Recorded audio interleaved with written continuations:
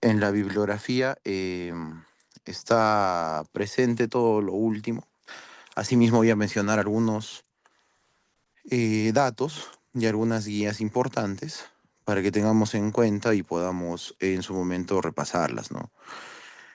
Tengo entendido que hay participantes, tanto médicos, enfermeras, personal técnico, estudiantes en muchos casos, entonces voy a tratar de hacerlo de la manera más entendible posible y asimismo am, creo que es importante que todos tengamos conocimiento de estos nuevos avances. La siguiente, por favor. Bueno, el shock hipovolémico básicamente, nosotros pensamos, ¿no? Hipo, bueno, menos, volemia, nos referimos a la volemia de la sangre, ¿no? Y no solamente es el hecho de perder líquido, perder volemia. Tenemos que tener en cuenta toda la cascada de eventos que ocurren por el shock hipovolémico. Saber definirlo, saber diferenciarlo y tener en cuenta cómo debemos actuar. Eh, de igual manera, tener en cuenta qué vamos a usar y por qué lo vamos a usar para ayudar a nuestros pacientes. La definición es un estado de hipoperfusión tisular. Hipoperfusión es que ya no hay perfusión. Y es similar el tema de la hipoperfusión en los diferentes tipos de shock, solo que cada uno se caracteriza por diferentes características, perdón. Puede ser agudo, puede ser traumático y no traumático, y es la reducción crítica del volumen intravascular efectivo, y puede ser una causa frecuente e irreversible de muerte, de fallecimiento. Algo que tenemos en cuenta en medicina crítica, si un paciente con shock hipovolémico no debería fallecer. Si uno toma las medidas necesarias en el momento adecuado, no debería fallecer. Y es un evento que muchos cirujanos, sobre todo, a veces tienen el temor, porque es un riesgo que pueda ocurrir mientras hay la cirugía. Pero se puede frenar. Entonces, cuando nos llaman a UCI, debemos de actuar adecuadamente. Y esto se puede tomar en cuenta en cualquier área, ¿no? Todos debemos tener la capacidad de actuar y saber cómo reponer el volumen, y como les repito, y por qué. La siguiente. Como les dije, hay los hemorrágicos y los no hemorrágicos. Hemorrágicos puede ser los traumas, hemorragias digestivas o los aneurismas rotos. El mundo del neurocrítico, del paciente neurocrítico y que sangra, es otro mundo. Ya son valores distintos, pero en general las medidas deben ser similares. Y los no hemorrágicos, que son la deshidratación, quemaduras, pancreatitis o formación del tercer espacio en muchos casos. Hay que tener en cuenta que cuando se pierde la volemia se ve afectado todo el sistema, en sí todos los organismos, ¿no? Todos los órganos y todo el organismo. La siguiente. En la siguiente lo vamos a ver mejor, por favor. Ahí están las clases bueno, cómo es la clasificación en los 4 grados. La clase uno cuando hay una pérdida aproximadamente del 15% de la volemia, para tener en cuenta, tomamos como referencia un paciente de 70 kilos que tiene aproximadamente 5 litros de volumen, ¿no? De volemia en la sangre. Entonces hay la pérdida de 15%, donde la frecuencia cardíaca puede estar normal o mínimamente aumentada, la frecuencia respiratoria puede ser normal y la presión arterial sistólica puede ser normal. Ahora, es referente esto porque hay más valores que debemos de evaluar en un paciente del cual se sospecha que tenga shock hipovolémico.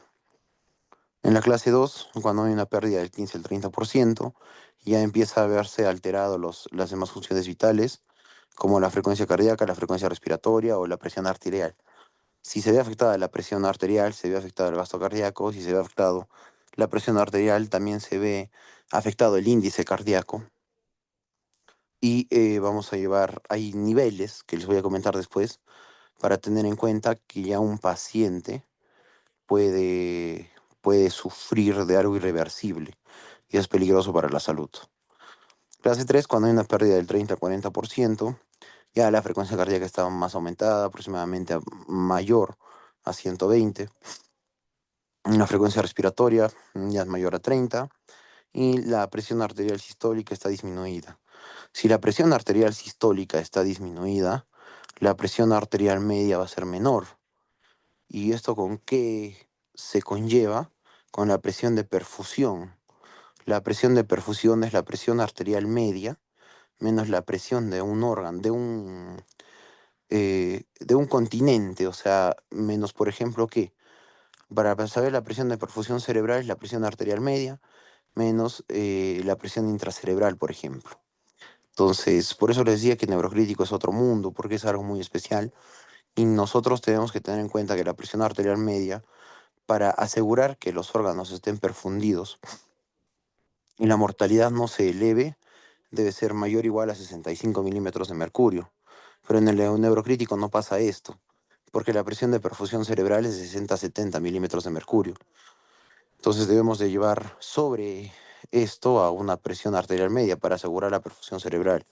Hablo sobre todo del tema de neurocrítico porque es algo importante y cuando ya ustedes sabemos no falla el corazón o el cerebro, ya es más difícil que un organismo pueda vivir. Bueno, y la clase 4 cuando ya hay una pérdida más del 40%, ya la frecuencia cardíaca es más aumentada, la frecuencia respiratoria y la presión arterial sistólica es muy disminuida. Cabe resaltar que hay un tope. Cuando ya uno pasa una clase 4 y tiene otros valores que vamos a ver ahorita alterados, ya la presión, la frecuencia cardíaca llega a un punto donde el endotelio se daña tanto que empieza a caer la frecuencia, entonces puede llegar a bradicardia y eso llevará a un infarto, ¿no? Entonces, y obviamente a la pérdida de vida del paciente. Por ende, hay que controlar al paciente y hay que monitorizarlo. Cuando sospechamos de cualquier tipo de shock, un paciente tiene que estar monitorizado. No es lo ideal ni lo correcto tener a un paciente y estarle tomando en hoja aparte las funciones. Si bien se puede y a veces se indica no tomar en hoja aparte cada 2 horas, lo ideal de un paciente que esté con shock y con el uso de vasopresores o de aminas, que esté monitorizado para poder controlar bien la frecuencia cardíaca, la presión arterial media sobre todo, y la frecuencia respiratoria. Ahora, les pongo bastante ejemplo con la presión arterial media porque es lo principal que se toma en cuenta. Ya, la AHA, la American Heart Association, toma en cuenta la PAM, por ejemplo, para todo lo que es el manejo de neurocrítico o toda la perfusión del cuerpo. En cambio, las guías europeas toman en cuenta más la presión arterial sistólica. Ya, en un paciente neurocrítico eso varía. Pero es importante siempre tener en cuenta nosotros como médicos, como enfermeras, como técnicos, ver la presión del medio, no la presión arterial media. La siguiente, por favor. Este es importante. El índice cardíaco. Saber como qué es el índice cardíaco, ¿no? El índice cardíaco es la frecuencia cardíaca sobre la presión arterial sistólica. Y tiene los valores, ¿no? Debe ser menos de uno. Normalmente cuando es más de uno ya indica hipovolemia. Y en la bibliografía revisada actual, como mencionan, más de 1.4 ya es una evidencia o un factor de alta mortalidad, aproximadamente más del 80%. Entonces, si se dan cuenta, son pocas las variaciones, ¿no? Ya más de uno es hipovolemia, más de 4 ya es alta mortalidad. Entonces, son valores que se pueden sacar. Y hay monitores que ya te dan el índice cardíaco. O la otra opción que tenemos es que en pacientes o en lugares donde se pueda tener una monitorización invasiva, poder colocar esto. Bueno, poco a poco avanzaremos más en el IREN, pero por el momento no tenemos, pero hay hospitales, otros lugares donde tienen monitorización con Sean Gans, monitorización con Edwards o Volumen View, monitorización con PAICO, o sea, diferentes monitorizaciones críticas para tener en cuenta los valores reales de un paciente. Entonces, igual uno lo puede sacar a grandes rasgos, ¿no? Simplemente divides y sacas y puedes determinar qué mortalidad o si está realmente ante una hipovolemia. El lactato más de 2. Bueno, el lactato más de 2 te indica en general hipoperfusión. Puede ser por shock séptico también. Hay que diferenciar, existe hiperlactatemia tipo A, tipo B, entonces saber qué tipo de hiperlactatemia está haciendo mi paciente. Pero en general ya nos indica a grandes rasgos y de manera general podemos tomar en cuenta, pero no es siempre. Ojo, no es siempre, que el lactato más de 2 indica hipoperfusión y por ende puede indicar menos de volemia. por eso nosotros a veces cuando vemos un lactato mayor de 2 y una tendencia a la acidosis metabólica, quizás han escuchado a las áreas críticas, a emergencia, a UCI o a anestesio, que dicen, no le falta agua, hay que pasarle un poco de volumen. Y ahora, ¿qué volumen pasarle? A eso hay que también saber qué es volumen, qué solución pasarle. Ya han salido hace 2, 3 semanas, me parece, las nuevas guías de reposición de volumen y ya nos abre otras puertas, ¿no? Que antes no se usaban. Por ejemplo, para reponer volumen en las anteriores guías no, y está demostrado que no sirve la albúmina que tenemos acá en el Perú. La albúmina al 5% es la única indicada para reposición. La albúmina que tenemos es un rescate, pero debe ser acompañado de una monitorización estricta para ver si va a funcionar o no. Entonces, pero las guías de reposición de volumen no mencionan a la albúmina. Y peor, en las guías de shock hipovolémico tampoco estaba. Ahora ya en la de hace 3 semanas sí mencionan, pero como digo, la albúmina al 5%. Y lamentablemente no tenemos en el Perú. Sería bueno que en su momento pues llegue, ¿no? Esto del déficit de bases es muy, muy importante. El AGA, nosotros siempre, para que tengamos en cuenta en el IREN, y aprovecho en decirlo de una vez, toda interconsulta UCI tiene que ser con AGA. Es lo ideal, ¿ya? Porque si no, no se puede. Un paciente o un médico para manejar el medio interno tiene que tener en cuenta el AGA. Y no solamente ver el PO2, el pH, el PCO2, el bicarbonato, ¿no? El déficit de bases muchas veces ha sido dejado de lado. Y el déficit de bases es importante. Y es algo que nos va a ayudar para diferenciar también si un paciente está con hipoperfusión es muy probable que tenga una hipovolemia. Entonces, lo normal es más menos 2. Cuando se hace cada vez más negativo, es indicativo que es un shock grave. Cuando ya es -10, también es muy alta la mortalidad, similar a lo que pasa con el índice cardíaco cuando es mayor a 1,4. Entonces, cuando ya estás más negativo, que sea un valor más alejado al -2, o sea, -3, -4, -5, ya tienes en cuenta que tu paciente está hipoperfundido, que probablemente esté en una hipovolemia y está llegando a un grado mayor de mortalidad. Y peor, que esto se acompañe con una hiperlactatemia y se acompañe con una acidosis metabólica, ya el pronóstico pues es malo, ¿no? Y es malo a corto plazo. Ahora, en pacientes oncológicos sí varía un poco, porque hay pacientes con cáncer que el mismo tumor hace que el paciente tenga tendencia a la acidosis. La siguiente, por favor. En la fisiopatología, voy a tocarla de manera somera para que podamos entender. Es importante saber cómo funciona. Si no sabemos cómo funciona el medio interno de cada patología o en general, ¿no? De toda patología, y seamos médicos, enfermeras, técnicos, todos, saber más o menos por qué pasa esto, ¿no? Entonces, como personal de ciencia en sí, debemos siempre hacernos la pregunta, ¿y por qué? ¿Y por qué? ¿Y por qué? ¿Y por qué?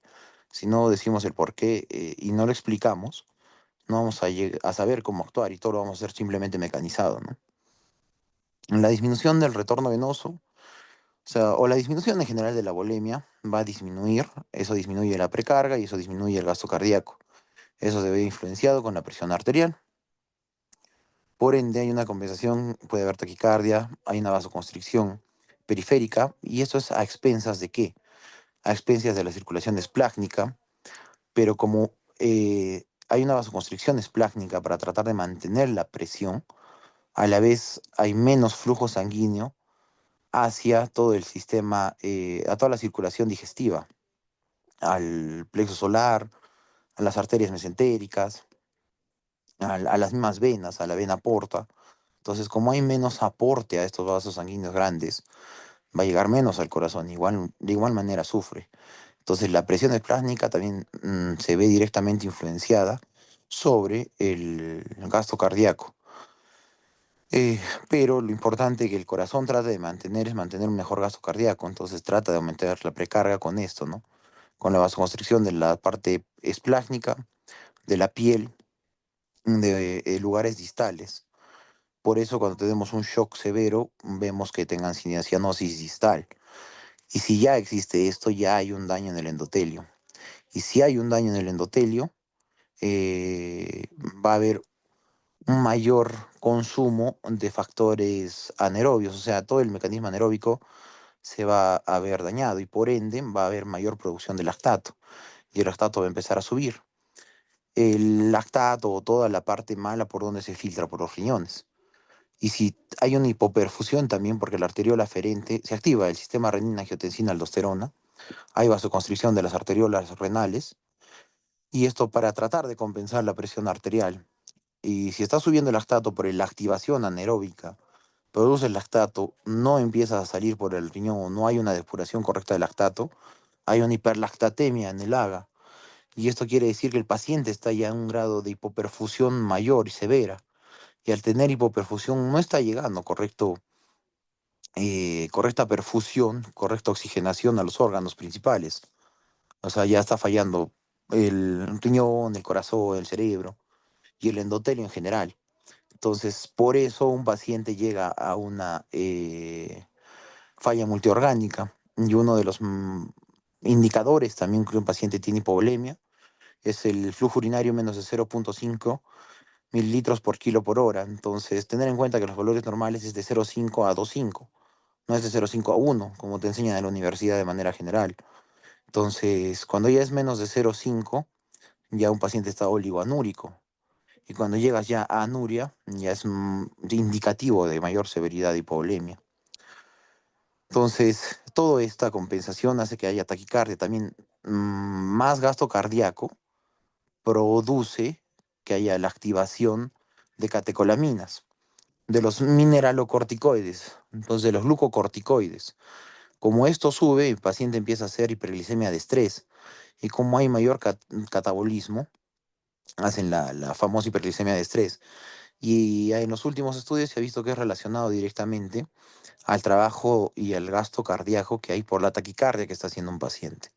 Entonces esto explica por qué el paciente empieza a subir la glucosa, por qué el paciente empieza a tener bajo gasto urinario, por qué el paciente tiene la frialdad distal, por qué el paciente tiene la cianosis distal.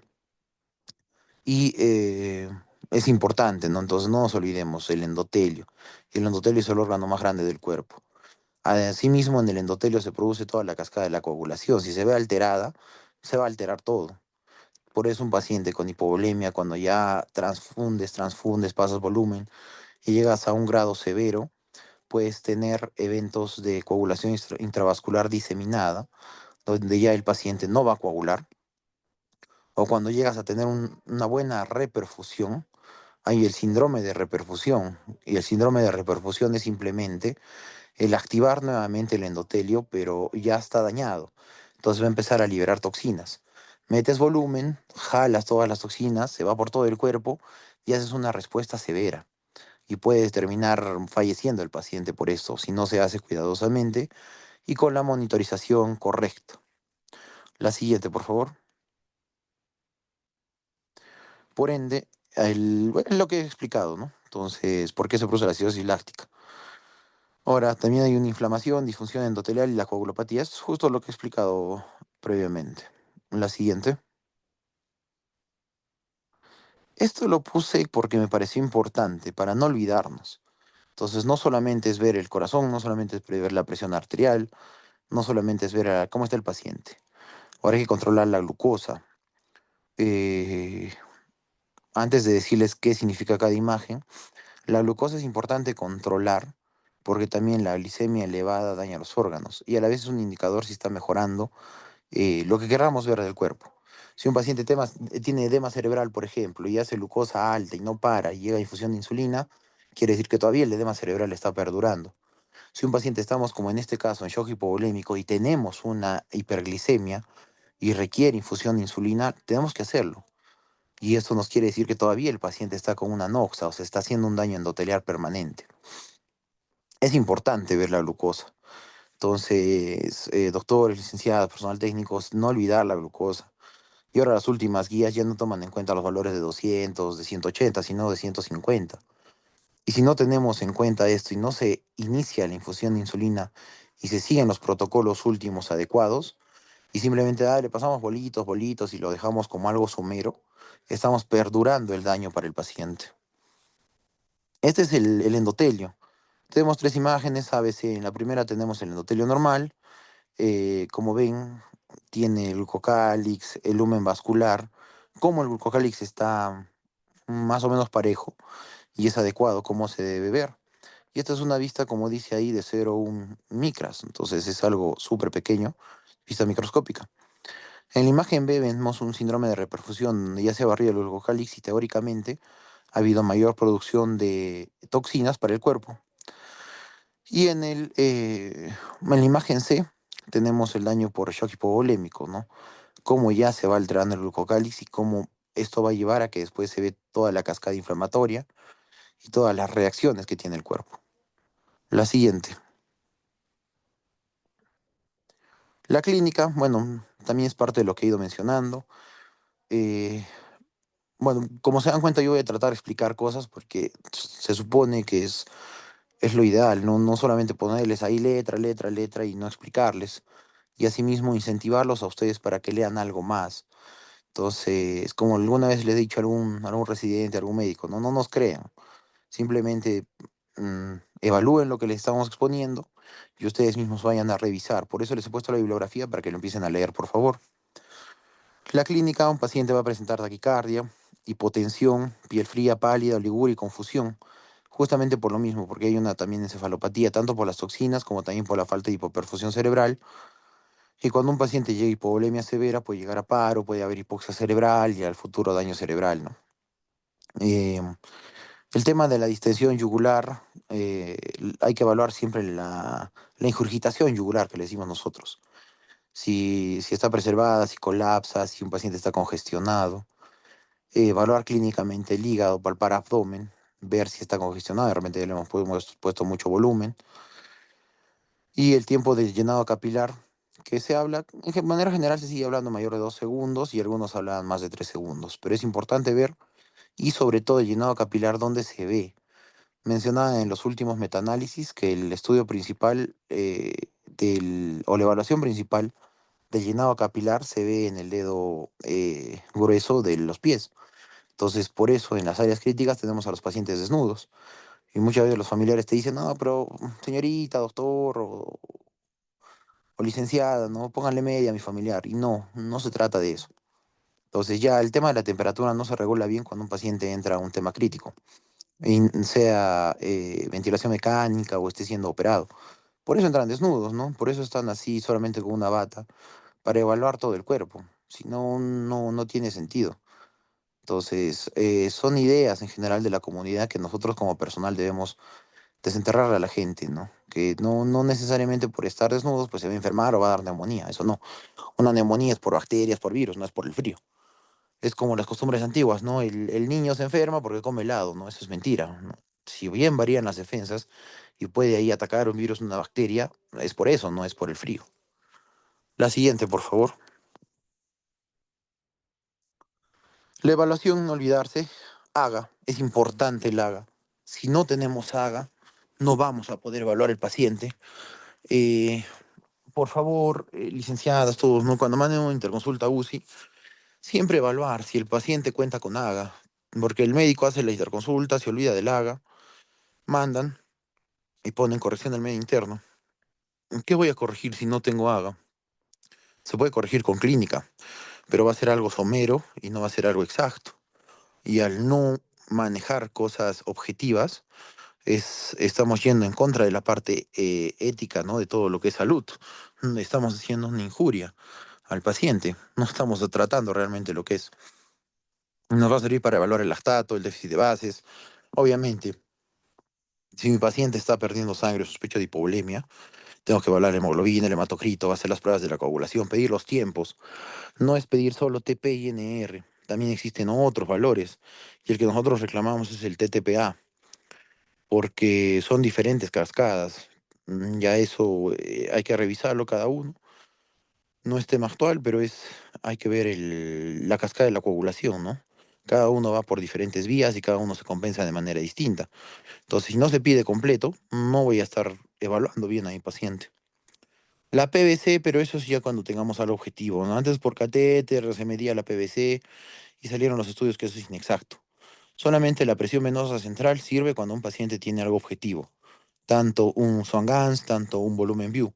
Si no, no me sirve medir por catéter la presión venosa central como anteriormente se hacía. Y la diuresis, como ya le dije, que sea menos de 0,5 cc por kilo por hora. La siguiente, por favor. Ah, en el POCUS hay cursos de POCUS, hay cursos que se hacen de ecografía. Se puede hacer un EcoFast. Un EcoFast ya le concierne más al médico o hay enfermeras también que pueden capacitarse en esto y sería lo ideal, ¿no? Entonces, ver si el paciente presenta o no sangre en cavidad, por ejemplo, el hemoperitoneo. También sirve la ecografía para ver si un paciente está haciendo motórax o piotórax o está perdiendo líquido también pulmonar. Tener en cuenta que un paciente puede albergar más de 3 litros en retroperitoneo y aquí en el IRENA a veces superan tumores retroperitoneales o hacen nefrectomías y hay que estar teniendo en cuenta esto. Entonces hay que sacar ecografía, hay que sacar tomografía para ver si no está juntando sangre o líquido o plasma retroperitoneal. Y como hemos visto, ya cuando un paciente pierde más de 2 litros, que es aproximadamente el 40% de la volemia en un paciente estándar, ya estamos en la clase 4 y ya eso va a llevar a casi que el paciente esté cerca de hacer un paro cardíaco. Hacer una ecografía cardíaca para ver las cavidades pequeñas con contractibilidad conservada y esto es importante para ver también si la cava sobre todo, ¿no? Si la vena cava está colapsada o no y tener en cuenta cuánto está, cómo está para ver, pasarle volumen o no. La siguiente.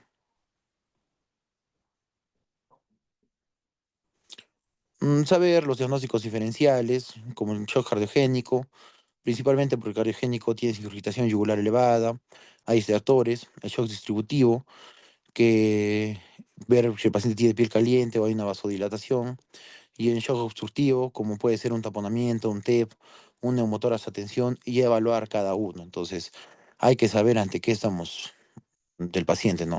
Pero si un paciente está siendo operado y empieza a sangrar, obviamente es un shock hipovolémico. Si un paciente viene por un accidente de tránsito, es un shock hipovolémico.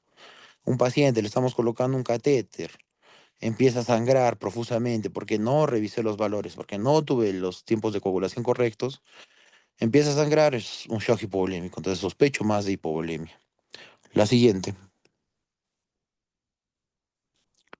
El tratamiento, la reposición de volumen. Antes decían de manera estándar 30 mililitros por kilo.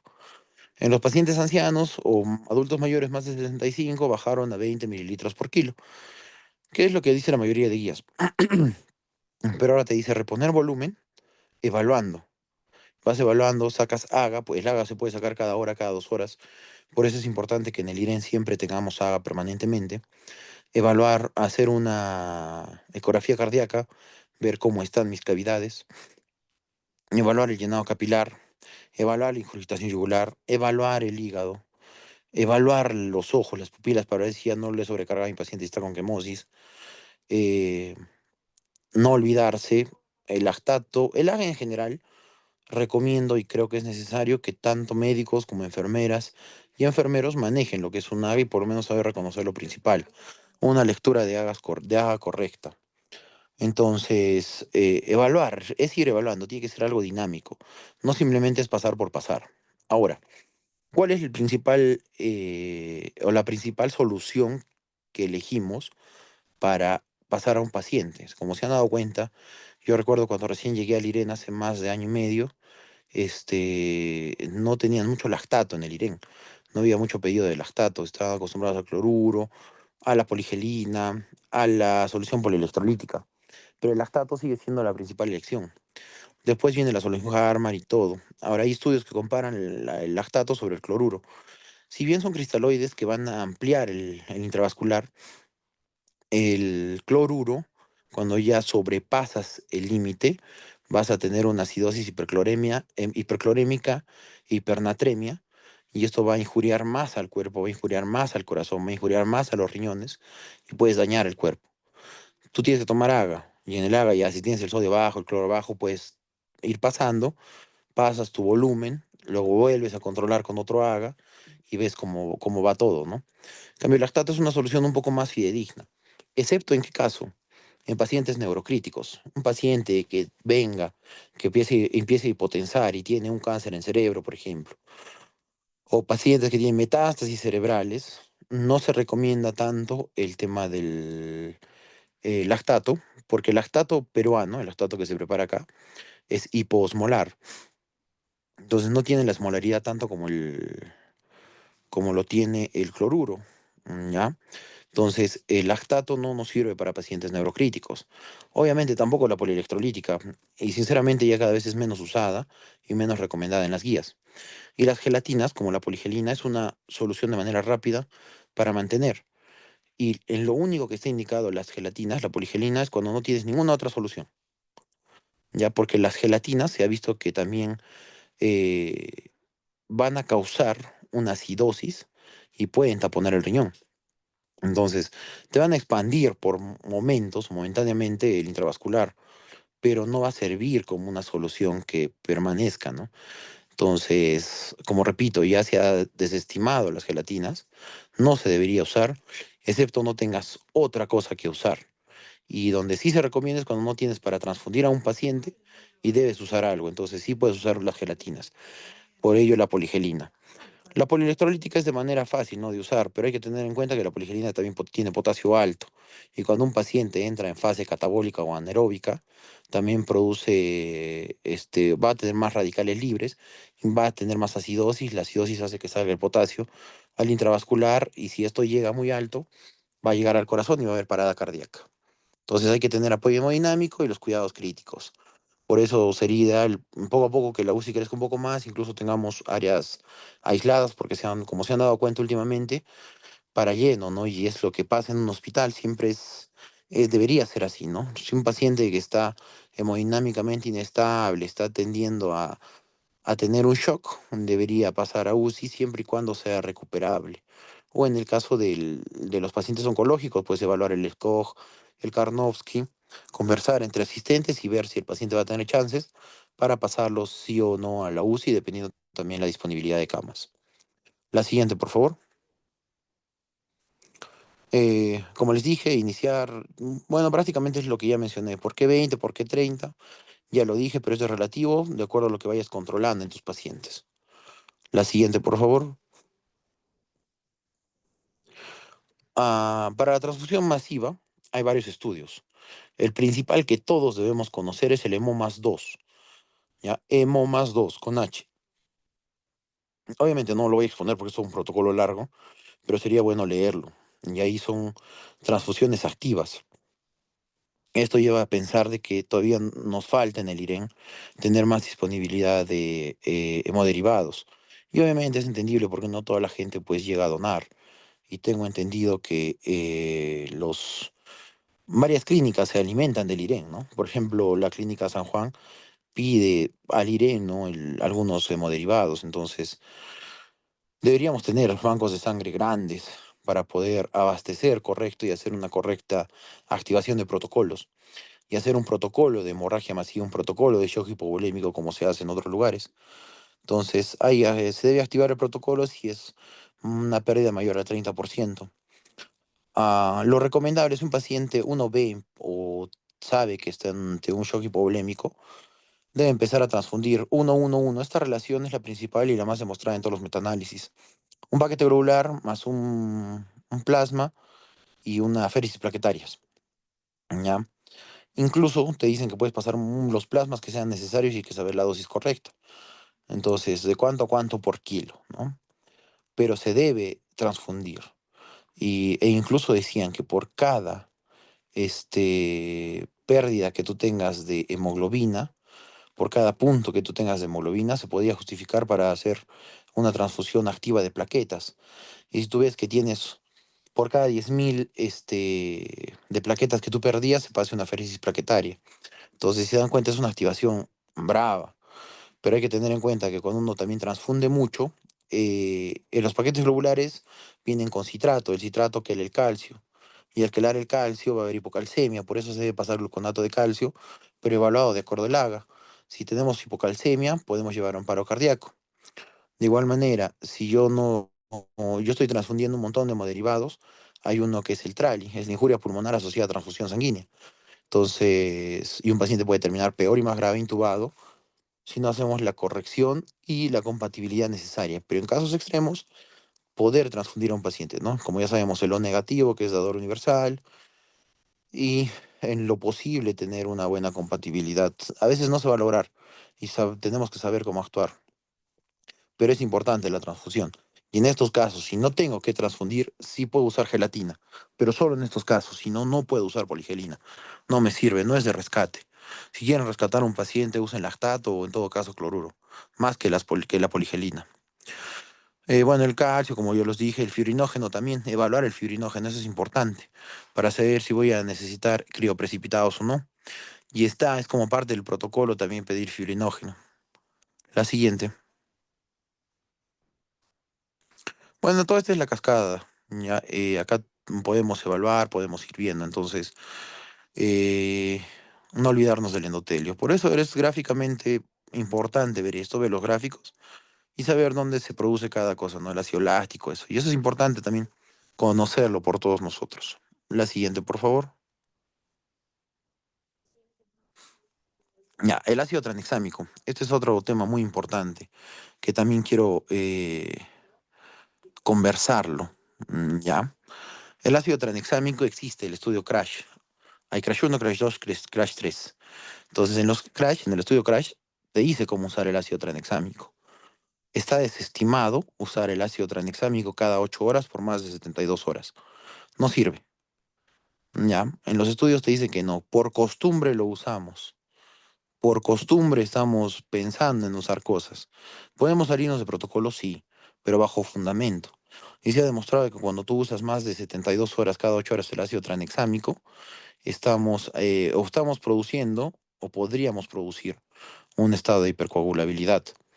Entonces, el ácido tranexámico, los protocolos, el hemomas, o cualquier protocolo bien hecho, bajo fundamento, de shock hipovolémico o de hipovolemia en general, tomando en cuenta lo que es realmente, es usar un ácido tranexámico, o sea, 1 gramo, pues se puede pasar en 30 minutos y 1 gramo en una infusión lenta hasta de 8 horas. Lo ideal es de 4 a 8 horas, 4, 6, 8 horas. Y después evaluar cómo está tu paciente. ¿Ya? Justo, bueno, de manera particular donde trabajo, vimos un paciente, por ejemplo, un neurocrítico que tuvo sangrado y no paraba. Se le transfundió todo y no paraba. Entonces, se buscó todas las guías actuales y hasta en neurocríticos, siendo el cerebro un órgano tan noble y tan vulnerable, solo se usa hasta 72 horas, cada 8 horas, 72 horas. Hay algunos que usan el ácido tranexámico en infusión, sí, pero igual, solo se usa hasta 72 horas, no más. Hay que tener en cuenta esto. Entonces, no es usar por usar, no es usar por mucho tiempo. Está válido, sí, en el protocolo de 1 gramo en 30 minutos, 1 gramo máximo en 8 horas, y el protocolo de 1 gramo cada 8 horas máximo. Ya, por favor, ténganlo en cuenta. No es usar por usar, licenciadas también a los doctores, porque a veces se nos pasa un poco, o sinceramente, y voy a ser muy sincero y directo, sí nos falta leer muchos, bastante. Entonces, hay que actualizarnos un poco más, leer, y como les digo, no solo me crean a mí, revísenlo ustedes y léanlo, por favor, para que cada vez hagamos mejor manejo por nuestros pacientes. El control quirúrgico endoscópico de fuente. Acá en las guías te dice que no es necesario que un paciente esté estable hemodinámicamente para operar. Si tiene que operar, tiene que entrar, porque muchas veces es una hipovolemia, no sé, un tumor sangrante, por ejemplo, aquí en el cáncer, necesita entrar a sala. Si tú no paras el sangrado, no paras la causa, no vas a solucionar el shock hipovolémico, entonces tiene que ingresar a sala de operaciones. Tenemos áreas críticas, tenemos también sala de operaciones, entonces tenemos que saberlo hacer. Embolización según disponibilidad en los lugares que se pueda hacer. La siguiente, por favor. Uso de vasopresores siempre va a ser primera opción la noradrenalina para mantener una presión arterial media adecuada, para mantener una presión de perfusión adecuada de cada continente, ¿no? Tanto del tórax, del abdomen o del cerebro, de todo lo que es el cráneo. Entonces, para mantener una presión correcta de perfusión. Evitar lo que decía, ¿no? Evitar retrasar la cirugía por el uso de vasopresores. La siguiente.